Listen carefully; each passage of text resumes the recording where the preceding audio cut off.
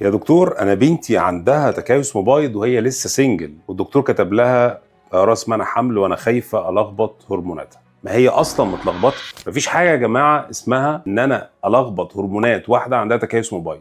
تعريف متلازمه تكيس المبيض هي لخبطه هرمونات، هي متلازمه لخبطه الهرمونات. هرمون الانوثه عندها قليل وهرمون الذكور عندها مرتفع. احنا لما بندي الحالات دي اقراص منع حمل او اقراص هرمونيه بيبقى الهدف هو ان انا اعمل ريستارت للهرمونز دي وطريقتها في الجسم. ومفيش حاجه اسمها استنى بدون دوره 5-6 شهور والاسم ان انا مش عايزه العب في هرموناتها. مفيش حاجه اسمها كده.